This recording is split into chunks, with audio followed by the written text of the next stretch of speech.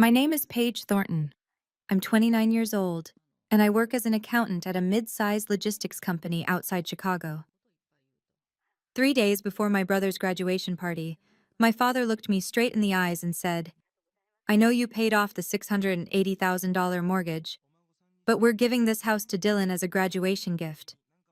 Then he added, "And you're not invited to the party." I didn't scream, I didn't cry. I just turned to my Uncle Marcus, the only person in that room who knew what my parents didn't, and asked, "Do you want to tell them, or should I?" Before I tell you what happened 3 days later at Dylan's graduation party, please take a moment to like and subscribe, but only if you truly enjoy this story. Drop a comment telling me where you're watching from and what time it is there. Now let me take you back to where this all began, 5 years ago, when I made a decision that changed everything. The Thornton family home sits on a quiet street in the suburbs of Chicago, a classic colonial-style house with 4 bedrooms, a wraparound porch, and 2 oak trees in the front yard that my grandfather planted 50 years ago. My father, Robert Thornton, retired early from his insurance job and treats that house like his crown jewel. My mother, Linda, is a homemaker who spent her whole life making sure everything looks perfect for the neighbors. And my brother Dylan? He just graduated with an MBA from a decent university, drives a BMW 3 Series that my parents bought him, and has never once wondered where the money comes from. I was 24 when I first heard it. I'd come home late from work, still wearing my cheap Target blazer and shoes I'd bought on clearance. The house was dark except for a dim light in the living room. I moved quietly toward the kitchen, but I stopped when I heard my mother crying. "We're going to lose everything, Robert." My father's voice was strained, desperate in a way I'd never heard before. "The bank gave us 6 months. If we can't come up with $680,000, they're taking the house." I pressed my back against the wall, my heart pounding. Through the doorway, I could see them sitting on the cognac-colored Restoration Hardware leather sofa, the one my mother bragged about at every dinner party. Above them, a Hermes wall clock ticked away the seconds, a family heirloom that felt obscenely out of place in a room full of people about to lose everything. That night, I lay in bed staring at the ceiling. I didn't know if I could save them, but I knew one thing for certain. I couldn't just sit there and watch my parents lose everything they'd built. The next morning, I called Uncle Marcus. Marcus Thornton is my father's younger brother, a retired real estate attorney who spent 30 years navigating property law before hanging up his briefcase. He's the black sheep of the family, according to my father, mostly because Marcus has a habit of telling the truth when people don't want to hear it. We met at a diner near his house. He ordered black coffee. I ordered nothing.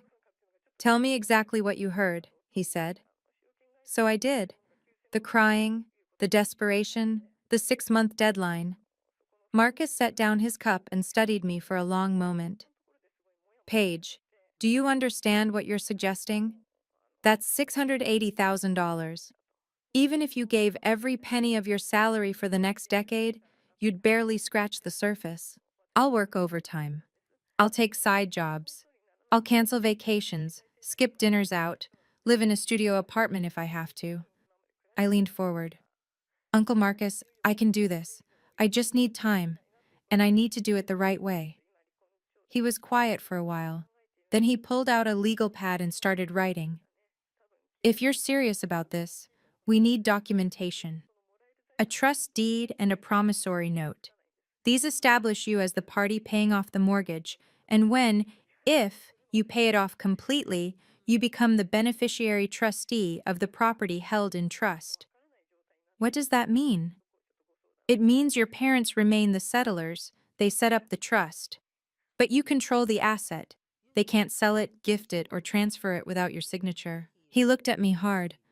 "I'll keep a copy in my safe, just in case." I nodded. "I'm not doing this for money, but I don't want my sacrifice to disappear either." 5 years. That's how long it took. 60 months, 1,825 days. I moved out of my decent apartment and into a studio that was 400 square feet of cracked linoleum and IKEA furniture. I assembled myself at midnight. My coworkers went to Cabo for spring break. I picked up extra shifts. They bought new cars. I drove a 2009 Honda Civic with 180,000 miles that made concerning noises every time I turned left. Every month, I transferred between $11,000 and $13,000 to the mortgage account. Some months I ate ramen for 2 weeks straight. Some months I worked 70 hours. Every single month I watched the balance go down and told myself, they'll understand when this is over. Meanwhile, Dylan's life looked different. My parents paid for his MBA, tuition, housing, everything. They bought him a BMW 3 Series when he got accepted. They funded his study abroad experience in Barcelona for a summer, and his networking trip to Aspen during winter break. I watched all of this from my studio apartment, eating leftovers on a folding table, telling myself it was fine because I was doing this for family. When the mortgage is paid off, I told myself, they'll see what I did. They'll understand. I never asked for recognition. I never demanded thanks. I just believed that family would eventually see my heart. Then, 3 weeks ago, I made my final payment. $11,847.63. I watched the transaction clear on my banking app, and then I received an email from the bank. Mortgage fully paid. Congratulations. I sat in my studio apartment, surrounded by secondhand furniture and 5 years of sacrifice, and I cried. Not from exhaustion, from relief. It was over. I thought the hard part was done. I was wrong. The first person I called was Uncle Marcus. It's done, I said, my voice cracking. I paid it off, every last cent. There was a pause on the other end, then quietly. I'm proud of you, Paige. I don't think you understand how rare what you just did is. What happens now? According to the trust deed, you're now the beneficiary trustee. Your parents are still the settlers. They set up the original arrangement, but they cannot sell, transfer, or gift the property without your written consent. That's not my opinion. That's the law. I exhaled slowly. I'm not trying to take anything from them. I want them to know what I did. I want them to see me. Then go home. Dylan's graduation party is next week. Talk to them privately. Explain everything. If they're the people you believe they are, they'll do the right thing. And if they're not? Marcus paused. The documents are still in my safe. If you ever need them, I'll bring them myself. 2 days later, I received a text from my mother. Dylan's graduation party is Saturday. Come early to help set up? You're always the most reliable one. Love, Mom. I stared at that message for a long time. You're always the most reliable one. For years, that sentence had felt like a compliment. Now, reading it again, I realized what it really meant. I was the one who showed up. I was the one who helped without asking for anything. I was the one who could be counted on to give and give and give. I didn't know it then, but that text would be the last time my mother ever called me reliable. 3 days before the party, I drove home for a family dinner. The moment I walked through the front door, something felt wrong. The dining room had been transformed. My mother had brought out the good china, the Wedgwood set with the cobalt blue trim that she only used for holidays and important announcements. Linen napkins, diptyque candles casting warm light across the mahogany table. Beef Wellington, a dish she hadn't made since Dylan got into graduate school. Dylan sat at the head of the table, grinning like a child on Christmas morning. My parents flanked him on either side, exchanging glances I couldn't read. Paige, there you are. My mother gestured toward the far end of the table. Sit, sit, we're just about to start. I moved toward my usual seat, the chair by the window, where I'd sat since I was 7 years old, and stopped. Dylan was in my chair. Oh, we shuffled things around, my mother said breezily. Dylan wanted the view tonight. You can sit at the end. The end of the table. The seat furthest from the conversation. The seat reserved for distant relatives and afterthoughts. I sat down without a word. My father poured wine from a bottle I recognized, a $400 Opus One that he'd been saving for something special. He raised his glass. Before we eat, I have an important announcement about the future of this family. My heart rate spiked. Maybe this was it. Maybe they were going to acknowledge what I'd done.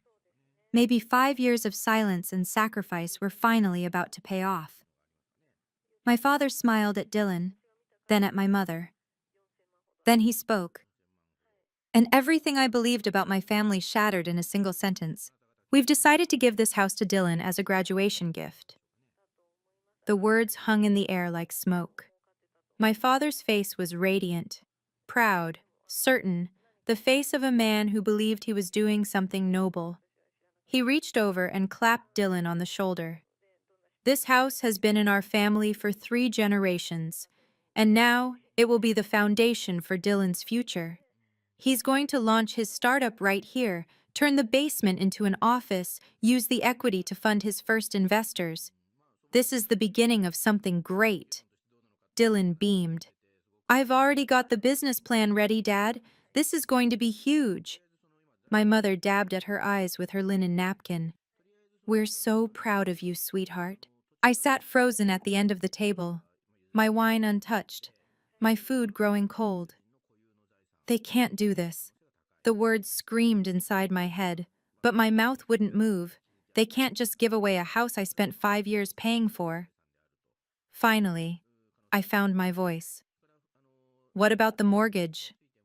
My father waved his hand dismissively. Taken care of. We don't owe a single penny anymore. I know it's taken care of. My voice was steady, but my hands were trembling under the table. I'm the one who paid it off, $680,000, over 5 years. The silence that followed was absolute. Then my father laughed, not a confused laugh, not an uncomfortable laugh, a dismissive laugh, the kind you give a child who said something ridiculous. Paige, what are you talking about? You sent some money home to help with expenses. That was rent. We never asked you to pay off the mortgage. My mother nodded quickly. Of course. Just like any child living with their family would contribute. I felt the blood drain from my face. Rent? My voice came out hollow. I haven't lived here in 5 years. I've been in a studio apartment, working double shifts, giving up everything. Paige. My mother's tone sharpened, a warning wrapped in sweetness. Let's not make this difficult. This is Dylan's moment. We can discuss finances another time. Another time? I stared at her in disbelief. You're giving away a house I saved from foreclosure, and you want to discuss it another time? My father set down his wineglass, hard. The crystal rang against the mahogany. Enough! His voice was cold now, the warmth from a moment ago completely gone. This is my house. It has been my house for 30 years. Whatever contributions you made were appreciated, but they don't change who owns this property. The deed is in my name. The decision is mine. He looked at me the way you look at an employee who's overstepped. You need to accept this with grace, Paige. This is what's best for the family. Dylan shifted uncomfortably in his seat, my seat, but said nothing. I turned to my mother, searching for any sign that she understood what was happening. She avoided my eyes, studying her wineglass like it held the secrets of the universe. Mom, you know what I did. You saw the statements. You know. Linda Thornton took a slow, deliberate sip of her Opus One. Paige, she said quietly, let's not ruin dinner. You always find a way to make everything complicated. The word landed like a slap. Complicated. That's what I was to them.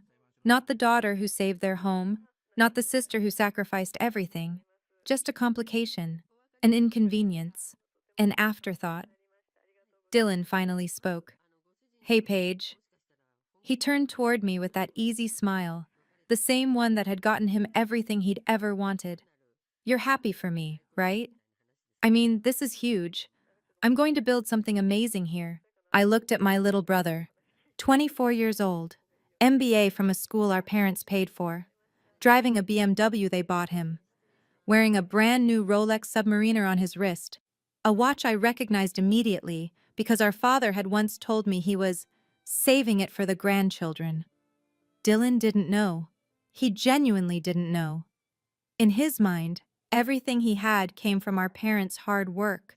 The house they were about to give him, a family legacy, the money that had kept them afloat for 5 years, his father's careful financial management.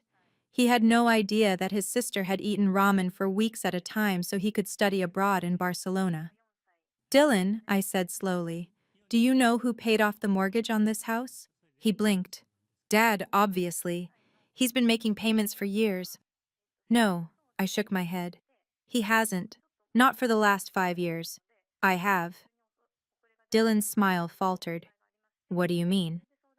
I mean that when Mom and Dad were about to lose this house to foreclosure, I stepped in. Every month for 5 years, I transferred money, my money, to pay off $680,000 in debt. That's why there's no mortgage anymore. That's why they can afford to give you anything. Dylan looked at our father, then at our mother. They said nothing. His confusion slowly transformed into something else. Not understanding, not yet, but the first crack in the illusion he'd lived in his whole life. Wait, he said quietly. Is that true? No one answered. I took a breath, then another.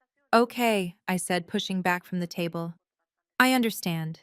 You've made your decision about the house. We can discuss the details later, but I'll be at Dylan's graduation party on Saturday, just like I promised. My father's expression hardened. He glanced at my mother. She gave him a small, tight nod, the kind of silent communication that comes from 30 years of marriage and shared secrets.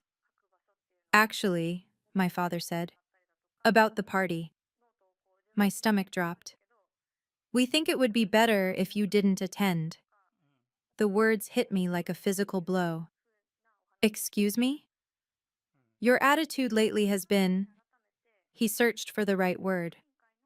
Negative. We don't want any drama at Dylan's celebration.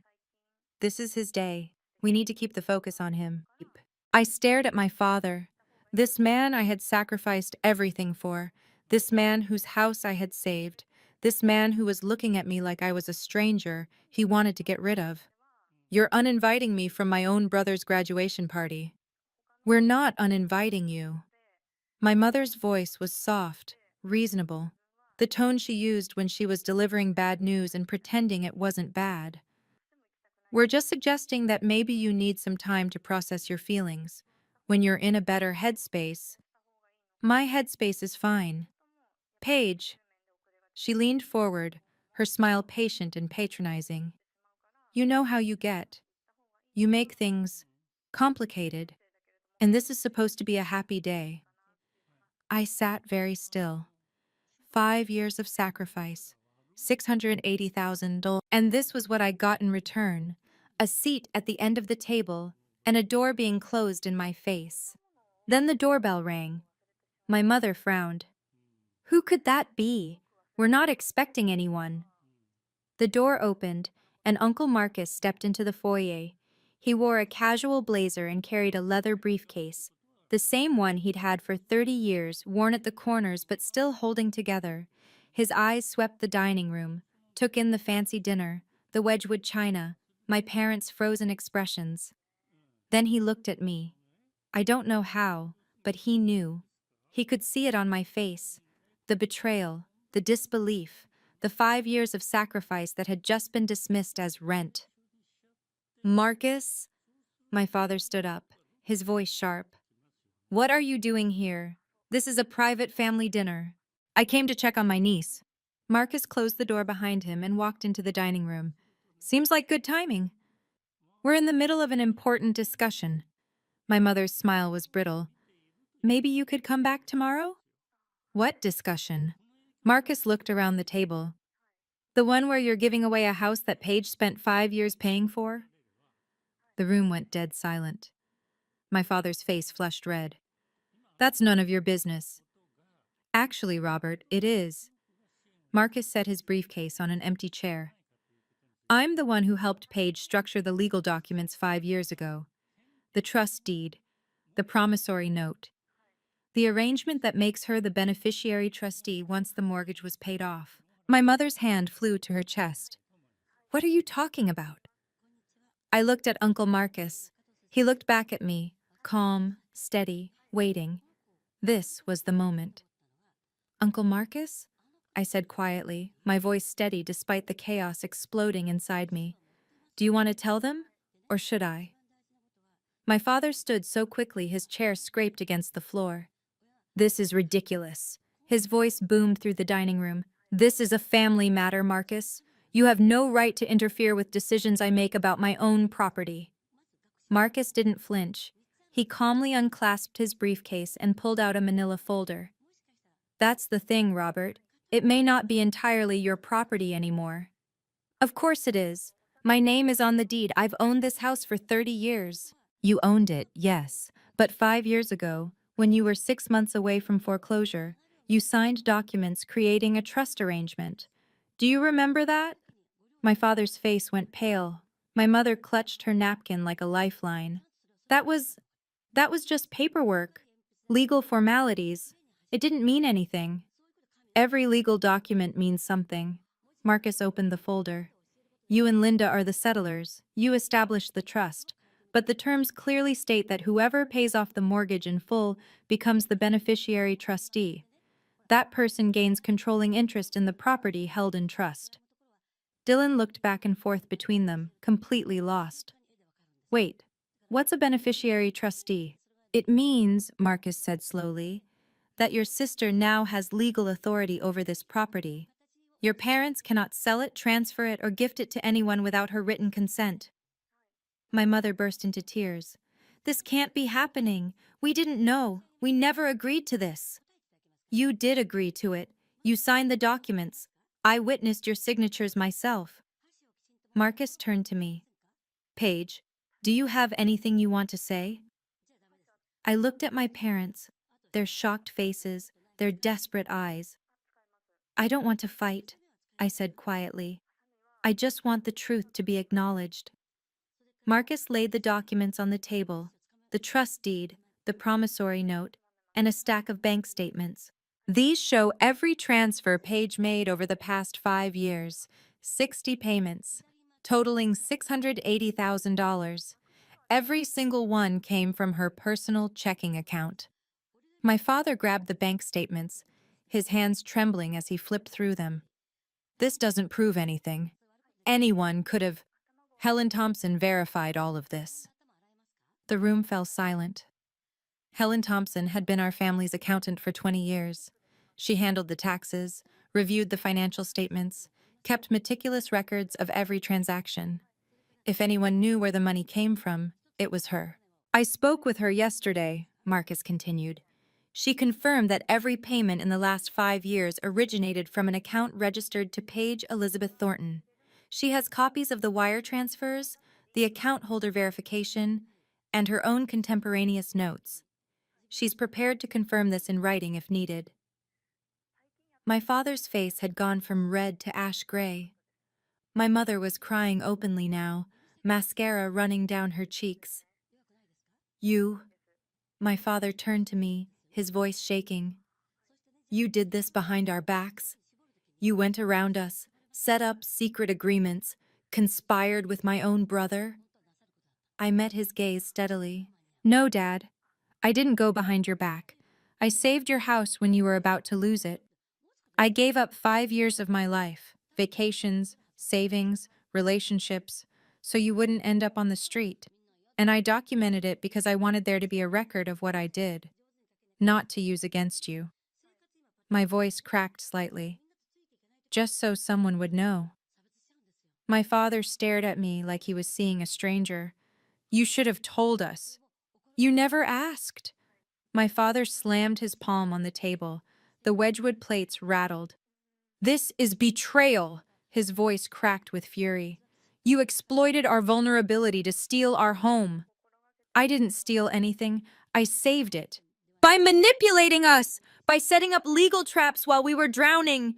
He pointed at Marcus, his fingers shaking. And you! You helped her do this. My own brother, working against me. Marcus didn't raise his voice. Robert, I helped your daughter protect herself after she agreed to pay off your $680,000 debt. If that feels like betrayal to you, maybe you should ask yourself why. My mother sobbed into her napkin. How could you do this to us, Paige? After everything we've done for you, we raised you, we fed you, we gave you everything.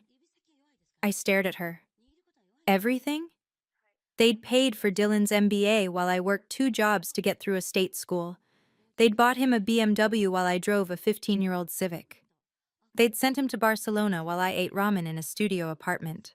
But I didn't say any of that. What was the point? Mom, I said quietly, I'm not trying to hurt you. I'm just trying to make sure that what I did isn't erased, that I'm not forgotten. Forgotten? She looked at me with genuine confusion. We've never forgotten you. You just uninvited me from my own brother's graduation party. She opened her mouth, closed it, looked at my father for support. He was still glaring at Marcus, his chest heaving.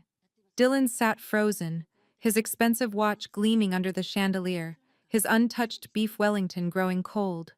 For the first time in his life, the golden child had nothing to say. And neither did I. I stood up slowly, pushing back my chair. I'm not here to argue, I said. I came tonight hoping we could talk about this privately. I wanted to explain what I did and why and figure out a path forward together. My father laughed bitterly. A path forward? You've just announced that you own my house. I haven't announced anything. Uncle Marcus explained the legal situation, which is real whether you like it or not. But I'm not trying to take anything from you. I turned to Dylan. Dylan, I'm not angry at you. You didn't know any of this. None of this is your fault. His eyes were wide, uncertain, the expression of someone whose entire worldview had just shifted beneath his feet. Then I faced my parents. If you want to uninvite me from the party, fine, but I will be there on Saturday. Not to make a scene, not to embarrass anyone. I picked up my purse from the floor. I'll be there to make sure the truth is spoken, whether you want to tell it yourselves or whether someone else has to. My mother gasped. Are you threatening us? No, Mom. I'm giving you a chance to do the right thing. I walked toward the door. Marcus closed his briefcase and followed. At the threshold, I paused and looked back at my family. My father rigid with fury, my mother dissolving into tears, my brother sitting shell-shocked in my chair. 3 days, I said. You have 3 days to figure out how you want to handle this. Either you acknowledge what I did or the paperwork speaks for itself. I stepped into the night air, the door clicking shut behind me. I didn't need them to love me. I just needed them to stop pretending I didn't exist.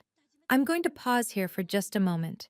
If you've ever been overlooked by your own family, if you've ever sacrificed everything only to be treated like you're invisible, drop A in the comments. I want to know you're here with me. And if this story is making you feel something, hit that like button. Not for me, for yourself. Now, let's keep going. I drove back to my studio apartment in the dark. The streetlights blurred past my windshield, and for a long time, I didn't think about anything at all. My body went through the motions, steering, braking, signaling, while my mind floated somewhere above it all, numb and disconnected.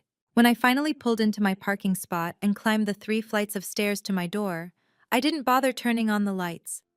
I just sat on the edge of my bed, surrounded by 400 square feet of cheap furniture and secondhand curtains, and let myself feel everything I'd been holding back. $680,000. 5 years. And they called it rent. I thought about all the Christmases I'd spent alone because I couldn't afford to travel home, all the birthdays I'd celebrated with a cupcake from the grocery store, all the times I'd watched Dylan's Instagram stories, Barcelona, Aspen, graduation parties, and told myself it was fine because I was doing something that mattered. For the first time, I let myself ask the question I'd been avoiding. Did they ever love me? Or was I always just useful? A sob clawed its way up my throat. I pressed my hands over my mouth, trying to hold it in, but it came anyway, ugly, ragged, the kind of crying you only do when no one else can hear. On my small desk, illuminated by the glow of streetlights through the thin curtains, sat a stack of bank statements. 5 years of transfers, 5 years of sacrifice, 5 years of believing that family would eventually see what I'd done. They saw. They just didn't care. I cried until I had nothing left. Then I wiped my face, took a breath, and picked up my phone. I still had work to do. The next morning, my phone was flooded with messages. Aunt Ruth. Paige, I am very disappointed in you. Your mother called me in tears. How could you treat your parents this way? Cousin Michael. Heard you're trying to steal Uncle Robert's house? That's messed up, Paige. My mother's best friend, Donna. Linda told me what happened. I've known you since you were a baby. I never thought you'd be capable of something like this. I scrolled through message after message, each one delivering the same verdict. Selfish, ungrateful, troublemaker. My mother had worked fast. In less than 12 hours, she'd called everyone in her contact list and delivered her version of the story. Paige was trying to steal the family home. Paige was jealous of Dylan. Paige was making things complicated because she couldn't accept that her brother was more successful. Not a single person had asked for my side. Not one. I was halfway through composing a response to Aunt Ruth when a new message popped up, from a number I didn't recognize. This is Helen Thompson. I heard what happened from Marcus. I've worked for your family for 20 years, and I know what the truth is. Call me when you're ready. Helen Thompson, our family accountant, the woman who'd processed every single payment I'd ever made. I stared at the message for a long time. If Helen was reaching out, it meant she was willing to verify what I'd done, independently, without any connection to Uncle Marcus. A second witness. A second source of proof. I saved her number and put down my phone. The assault from my extended family hurt. There was no denying that. But I wasn't going to respond. Not yet. When I spoke, it would be with evidence, and everyone would hear. I called Helen Thompson that evening. She answered on the second ring, her voice warm but serious. Paige, I'm glad you reached out. Mrs. Thompson, I wasn't sure if you'd want to get involved. I've been your family's accountant for 20 years, sweetheart. I've seen every transaction, every statement, every check that's ever crossed their books. And I've seen what you did. She paused. I think it's time someone acknowledged it. What do you mean? I mean that your father asked me about those payments last year. My breath caught. What? He called me, said he'd noticed unusual deposits into the mortgage account, asked where the money was coming from. I told him the truth, that every payment was traced back to an account in your name. I felt the room spin slightly. He knew? He knew last year? He knew. I have the email I sent him confirming it, dated March of last year. He replied with a single word. Understood. And then he never mentioned it again. I closed my eyes. All this time, I thought my parents were simply unaware, that they'd been too proud or too distracted to notice what I was doing for them. But my father had known. He'd asked. He'd received confirmation, and he'd chosen to pretend he didn't. Mrs. Thompson, I said slowly, if I needed you to verify these payments, publicly, would you be willing? I have 5 years of records, wire transfer confirmations, and my own contemporaneous notes from every quarterly review. If you need a witness, I'm ready. I thanked her and hung up. Then I sat in the dark of my studio apartment, processing what I'd just learned. My father hadn't forgotten my sacrifice. He'd buried it. And that was so much worse. I called Uncle Marcus the next morning. I spoke with Helen Thompson, I said. She's willing to verify everything. I know. She called me right after. There was a smile in his voice. You've got 2 independent sources now, Paige. Your father can spin whatever story he wants to the extended family, but he can't argue with bank records and a 20-year accountant. So what do we do? That depends. What do you want to happen at the party? I thought about it carefully. I don't want to humiliate anyone, I said. I don't want to ruin Dylan's graduation, but I'm not going to let them stand up in front of 50 people and give away a house I paid for while pretending I don't exist. Fair enough. Marcus was quiet for a moment. Here's what I suggest. We give them one more chance. If your parents want to tell the truth themselves, acknowledge what you did, adjust their announcement, then we stay silent. But if they proceed with the original plan, then you speak up. Then I present the facts, calmly, professionally, with Helen there as verification.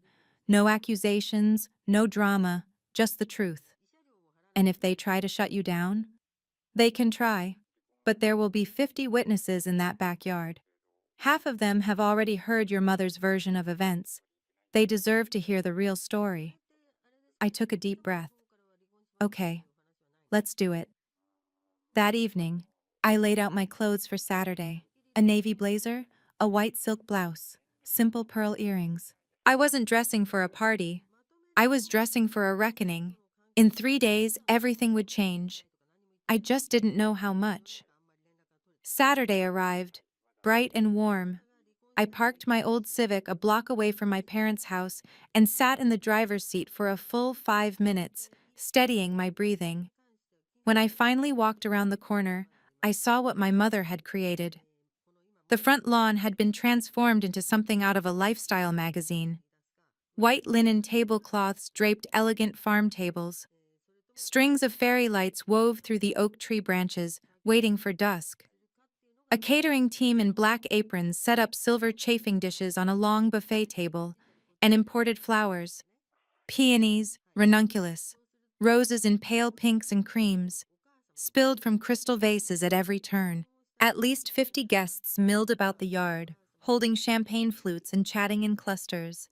Neighbors, extended family, friends from my parents' country club, Dylan's business school professors, and at the center of it all stood my parents. Robert Thornton wore a cream linen suit, every inch the gracious host. Linda floated among the guests in a floral dress, her smile bright and practiced. They looked like the perfect couple celebrating their perfect son's perfect achievement. No one would ever guess they were about to give away a house that wasn't entirely theirs to give. I spotted Grandma Eleanor in the corner, seated in her wheelchair with a blanket over her knees. At 82, she rarely spoke anymore, but her eyes were sharp, watching everything. When she saw me, she gave a small nod. I nodded back. Across the yard, I caught sight of Uncle Marcus near the hedge, Helen Thompson beside him. They were dressed conservatively, blending into the crowd. Marcus met my eyes and gave an almost imperceptible signal. We were ready. Now it was just a matter of waiting for my parents to make their choice. An hour into the party, my father tapped a silver spoon against his champagne flute. "Everyone, may I have your attention, please?" The crowd quieted, turning toward the small platform that had been set up near the oak tree. My father stood at the center, my mother beside him, Dylan grinning on his other side. "Thank you all for being here to celebrate our wonderful son's MBA graduation." My father's voice carried across the lawn, warm and confident. "Dylan has worked so hard to get to this moment, and we couldn't be prouder." Polite applause rippled through the crowd. "But today isn't just about the degree." My father paused dramatically. "Today we're announcing something even bigger." He reached into his jacket pocket and pulled out an envelope, thick, cream-colored, tied with a ribbon. "This house has been in the Thornton family for 3 generations, and today we're officially passing it on to the next." He handed the envelope to Dylan. "Son, this property is now yours, your foundation, your future, your legacy." Dylan opened the envelope and pulled out a decorative certificate. Not an actual deed, I noticed, just a symbolic gesture. But the crowd didn't know that. They erupted into applause, phone cameras flashing. "Speech, speech," someone called.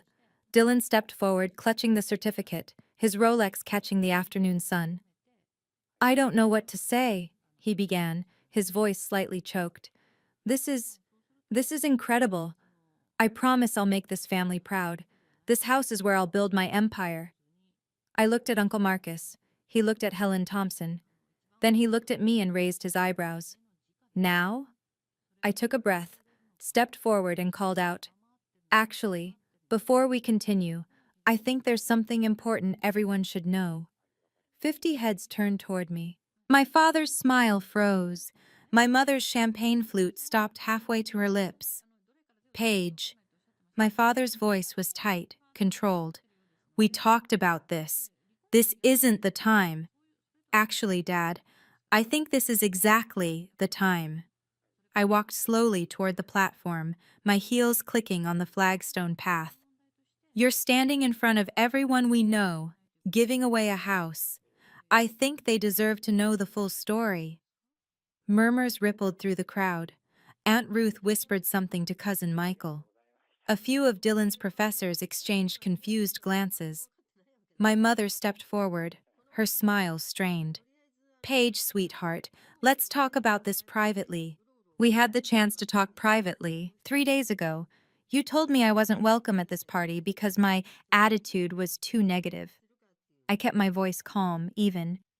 "But I'm here anyway, because I earned the right to be here." My father's face was turning red. "If you're going to make a scene—" "I'm not making a scene. I'm telling the truth." I turned to face the crowd. "Most of you have known my family for years. You've watched me and Dylan grow up. You probably think you know everything about us." I paused, letting the silence build. "But you don't know that 5 years ago, this house was 6 months from foreclosure. And you don't know that I spent the last 5 years of my life paying off the entire $680,000 mortgage, alone, without asking for anything in return." Gasps. Whispers. Mrs. Wilson from next door clutched her pearls. I turned to Uncle Marcus. "Would you like to explain the rest? Or should I?" Marcus stepped forward, his briefcase in hand. "I think I'd better show everyone the paperwork." Uncle Marcus walked to the front of the crowd with the quiet confidence of a man who had spent 30 years in courtrooms. "Good afternoon, everyone. For those who don't know me, I'm Marcus Thornton, Robert's younger brother and a retired real estate attorney." He opened his briefcase and pulled out a folder. "I'm not here to cause trouble. I'm here to present facts." My father lunged forward. "Marcus, I swear to God." "Robert, please, let me finish." Marcus didn't raise his voice, but his tone brooked no argument. 5 years ago, my brother was in serious financial trouble. The bank was preparing to foreclose on this house. If nothing had changed, you would all be standing in someone else's yard right now. The crowd was dead silent. Paige came to me and offered to pay off the remaining mortgage herself. All $680,000 of it. In exchange for documentation, a trust deed and promissory note that would protect her investment. These documents clearly state that upon full payment of the mortgage, Paige becomes the beneficiary trustee of the property. He held up the papers for everyone to see. "What does that mean in plain English?" "It means that Robert and Linda cannot sell, transfer, or gift this property without Paige's written consent. The announcement you just witnessed, legally meaningless. Dylan doesn't own this house. He never did." My father's face was purple. "Those documents are fraudulent. He forged my signature." Helen Thompson stepped forward, her gray hair catching the sunlight. "I can verify that they're not," she said calmly. "I've been the Thornton family accountant for 20 years. I processed every payment Paige made, 60 transfers, totaling $680,000. I have bank records, wire confirmations, and my own notes.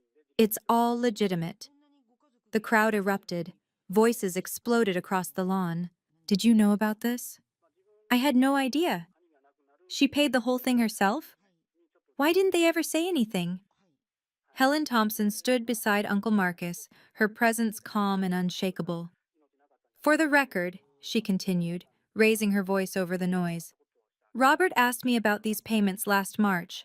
I sent him an email confirming that all deposits originated from Paige's personal account. He acknowledged receipt."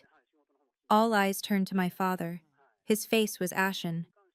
That's out of context." "I didn't understand what I was reading."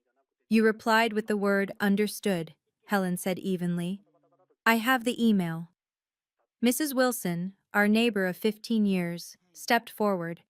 Her husband had golfed with my father every Sunday morning for a decade. Robert, she said slowly, are you telling me that all those times you bragged about paying off your mortgage early, about being debt-free, that was actually your daughter's money? My father couldn't meet her eyes. Aunt Ruth, who had sent me that furious text message about stealing my parents' home, stood frozen, her face pale.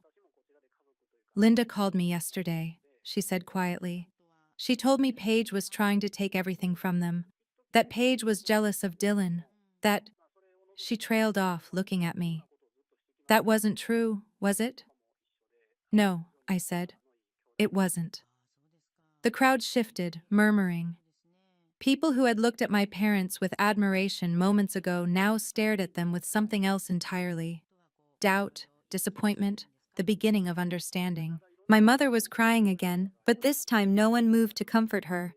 And Dylan, poor Dylan, stood clutching his worthless certificate, looking like a man who had just watched his entire foundation crumble. Dylan stepped down from the platform, his legs unsteady.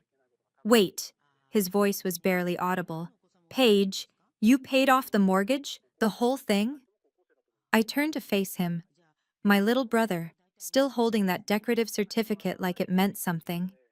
Yes, Dylan, every month for 5 years. While you were studying abroad and buying BMWs and planning your startup, I was working double shifts and living in a studio apartment, sending every spare dollar to the bank so Mom and Dad wouldn't lose their home. He stared at me, his face cycling through confusion, disbelief, and something that looked almost like horror. I didn't know, he whispered. Nobody told me. I thought Dad handled all of it. I thought the house was just ours. I know you didn't know. I softened my voice. That's not your fault, Dylan. You weren't told because they didn't want you to be told. He turned to our parents, the certificate crumpling slightly in his grip. Is this true? You knew Paige was paying for everything, and you never said anything? You let me think I was the one you were proud of, while she... He couldn't finish the sentence. My mother reached for him. Dylan, sweetheart, we were protecting you. He stepped back away from her touch. Protecting me from what? From knowing my sister sacrificed everything while you treated her like she didn't matter? For a long moment, no one spoke. Then Dylan did something I never expected. He looked at me, his eyes glistening. I'm sorry, Paige. I'm so sorry. I didn't know. I nodded slowly. I know you didn't. I don't want this. He held up the certificate. I don't want a house that was given to me by pretending you don't exist. He let it fall to the ground. My father exploded. This is absurd! He stepped forward, addressing the crowd with the desperation of a man watching his kingdom crumble. You're all being manipulated. This is a family matter, private business, and my brother has turned it into a public spectacle to humiliate me. He pointed at Uncle Marcus with a shaking finger. You've always been jealous of me, haven't you? Always resented that I was the successful one, the one with the family, the one who made something of himself. Robert, Marcus's voice was calm. This isn't about me. This is about the daughter you tried to erase. I didn't erase anyone. You took her money, denied her contribution, uninvited her from her own brother's party, and were about to give away a house she legally controls without ever acknowledging a single thing she did for you. The crowd watched in uncomfortable silence. No one was reaching for champagne anymore. Mrs. Wilson's husband cleared his throat. Robert, I've known you for 15 years. We've golfed together every Sunday. You told me you were financially responsible, that you managed your money the old-fashioned way. Was any of that true? My father couldn't answer.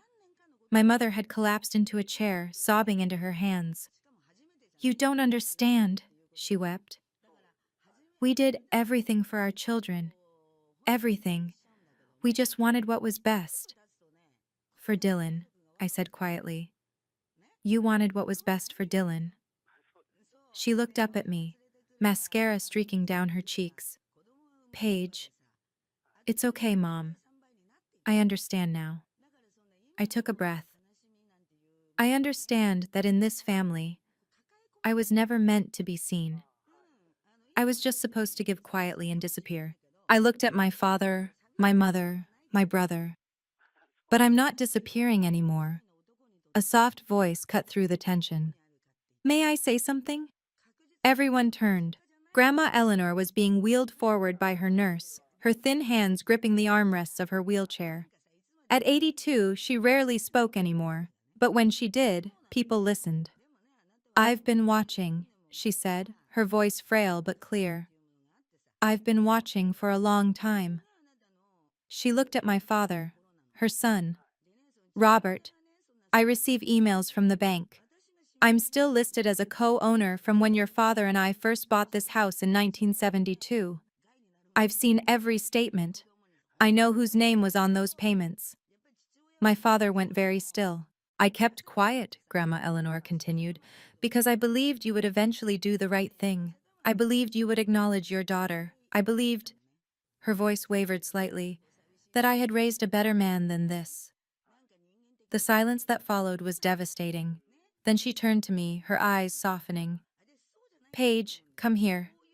I walked to her slowly, kneeling beside her wheelchair. I've wanted to tell you something for a long time, she said, but I was waiting for your father to be the man he should have been. She reached out and took my hand, her grip surprisingly strong. I'm proud of you. I've always been proud of you, and I'm sorry I didn't say it sooner. Tears spilled down my cheeks. In this family, Grandma Eleanor said, loud enough for everyone to hear, no one should ever be invisible because they're a daughter instead of a son. Paige saved this house.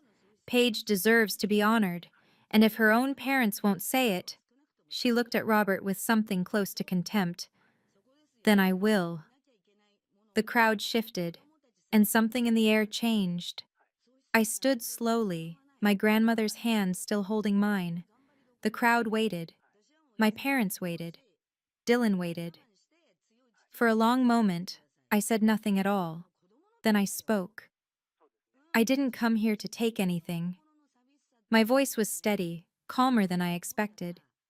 I didn't come here to humiliate my parents or ruin my brother's day. I came here because I spent 5 years being invisible, and I finally decided that I deserved to exist. I looked at my father, then my mother. You can continue living in this house.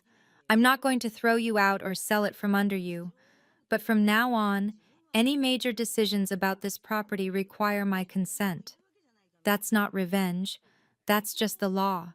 The same law that existed when I signed those documents 5 years ago. I turned to Dylan. I don't hate you. I never have. But I need you to understand that my sacrifice wasn't rent. It wasn't helping out. It was everything I had for 5 years so that you could have the life you have now. Dylan nodded slowly, his eyes red. Finally, I faced my parents one last time. I am still your daughter. That will never change. But from this moment forward, respect is not optional. It's not a gift you give when you feel like it. It's a requirement. I picked up my purse from where I'd set it on a nearby table. I love you. Despite everything, I love you. But love without respect isn't enough anymore. I walked toward the gate, past the silent crowd, past the fairy lights and the imported flowers and the champagne that no one was drinking anymore. At the threshold, I paused. Thank you all for listening. Enjoy the rest of the party. Then I walked away.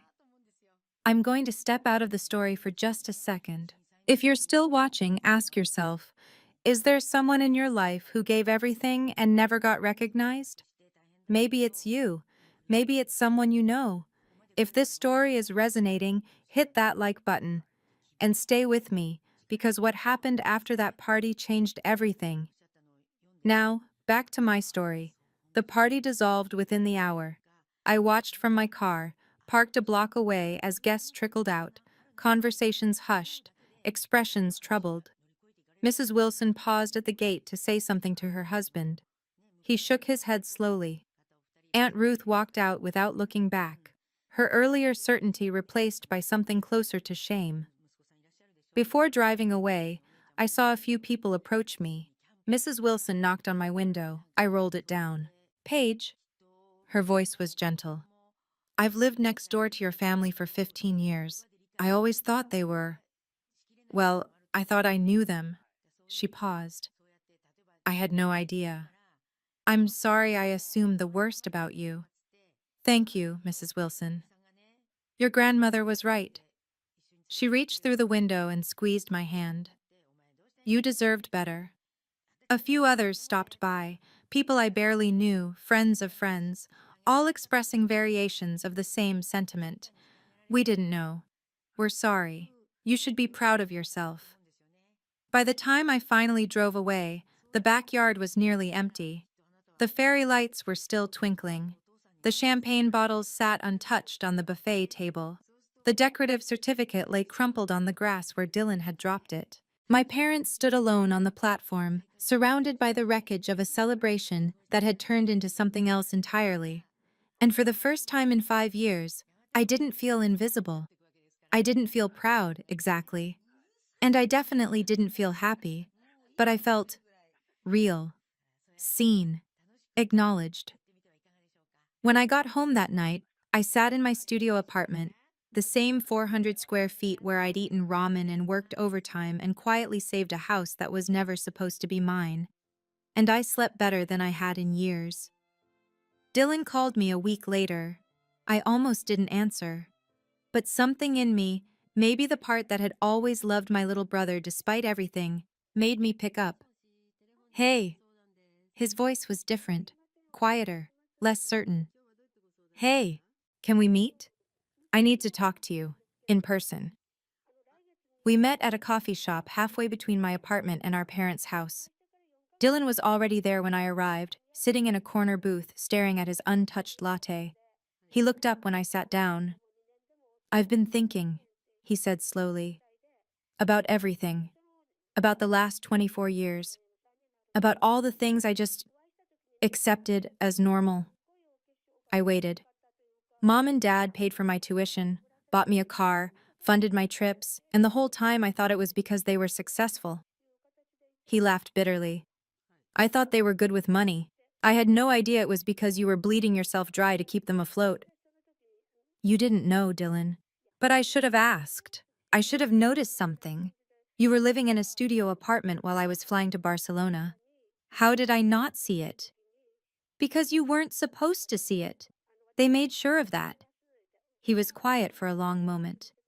They're not talking to each other, he said finally. Dad's been sleeping in the living room.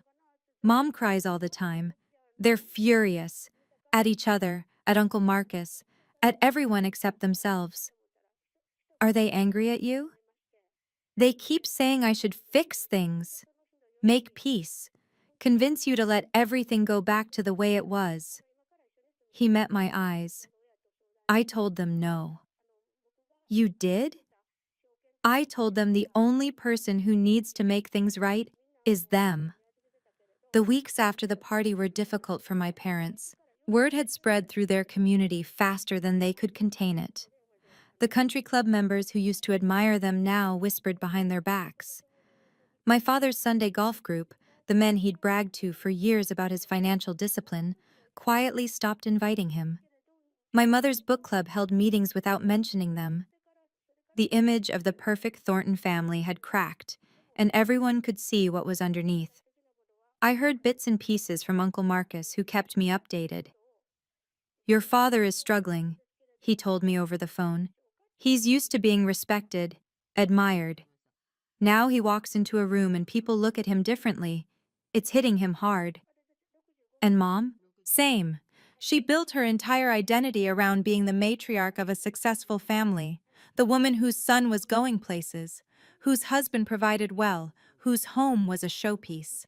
Now people know the truth, that a daughter they ignored was the one holding it all together.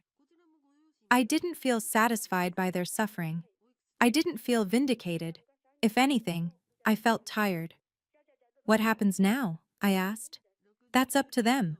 They can either acknowledge what they did and try to rebuild, or they can keep blaming everyone else. But the legal situation is clear.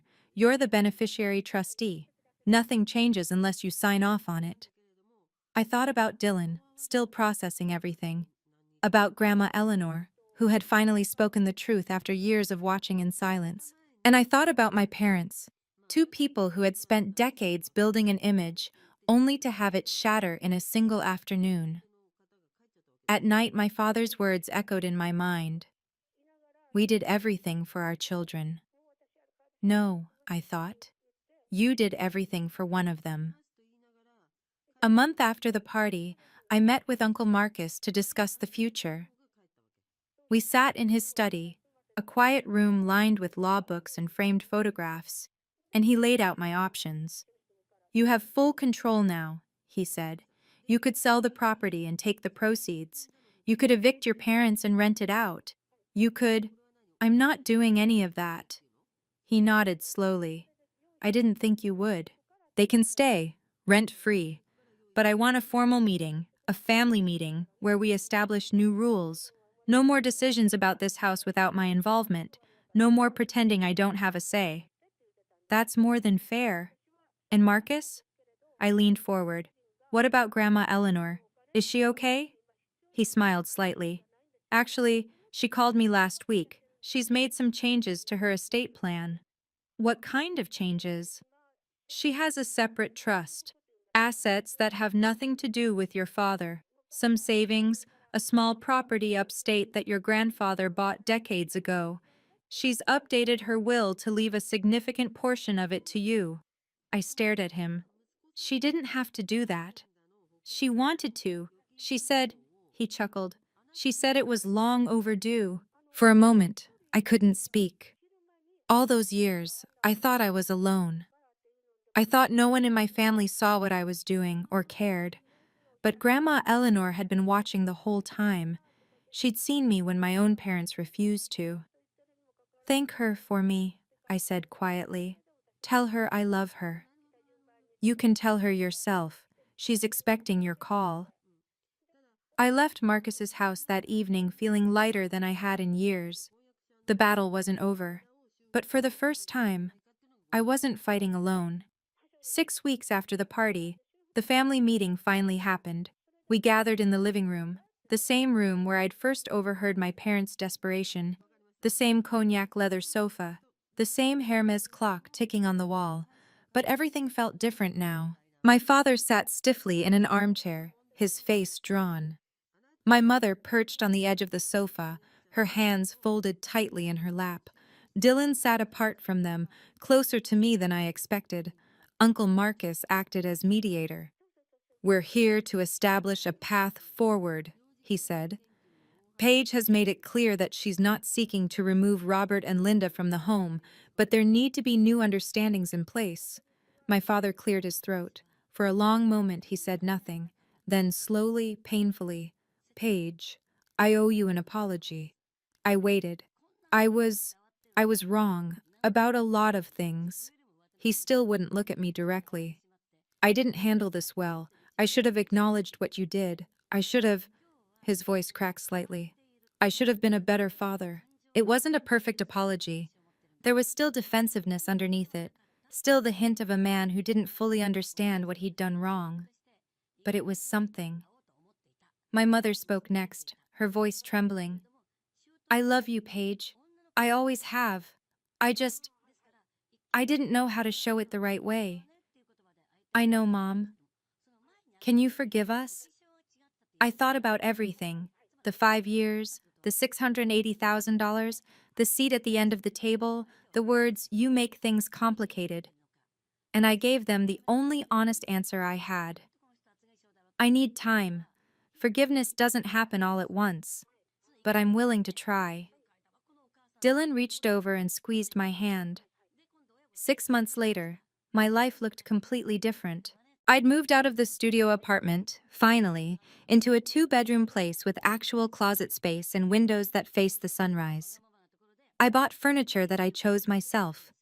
A soft gray couch, bookshelves I spent a whole weekend assembling, a real dining table where I could eat dinner like a human being instead of hunched over a folding tray. My job had improved too. The overtime I'd been working for years had caught someone's attention, and I'd been promoted to senior accountant with a raise that still felt surreal. For the first time in my adult life, I had money in savings that wasn't earmarked for someone else. Things with Dylan got better. We started meeting for lunch once a month, then every 2 weeks. He was different now, less certain, more thoughtful. His startup plans had been put on hold while he re-evaluated what success really meant. I didn't know if he'd ever fully understand what the last 5 years had cost me, but he was trying. That counted for something. My parents were harder. We spoke occasionally, carefully. The relationship was nothing like it had been before, but maybe that was okay. The old relationship had been built on me giving everything and expecting nothing. This new one, whatever it became, would at least be honest. Grandma Eleanor and I talked every Sunday morning now. She told me stories about my grandfather, about the early years of the house, about a time when the Thornton family had been different. "You remind me of him," she said once. "Quiet, steady, stronger than anyone realizes." I didn't cry often anymore, but that made me cry. Some wounds don't heal completely, but they do heal. I was living proof of that. If you're still listening, let me leave you with this. I didn't tell this story because I wanted revenge. I didn't share it because I needed the world to know how badly I was treated. I told it because somewhere out there, someone else is living the same story right now. Maybe you're the child who always gives, who always sacrifices, who always shows up, and never gets seen. Maybe you're exhausted from carrying a family that doesn't carry you back. If that's you, I want you to know something. You deserve to exist. You deserve to take up space, to be acknowledged, to have your sacrifices mean something.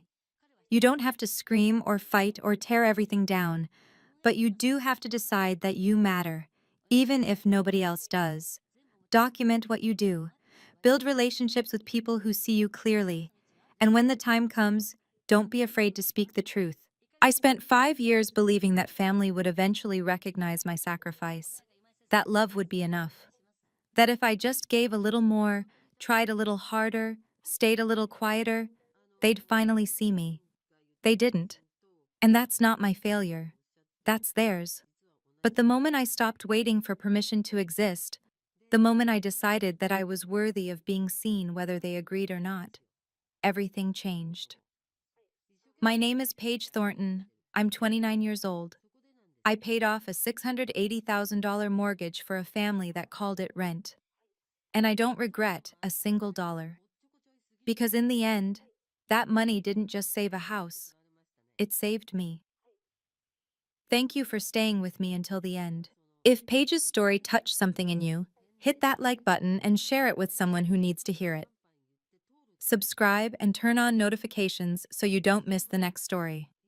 And if you want more, check out the video I've linked in the description. It's another story I think you'll connect with. See you next time.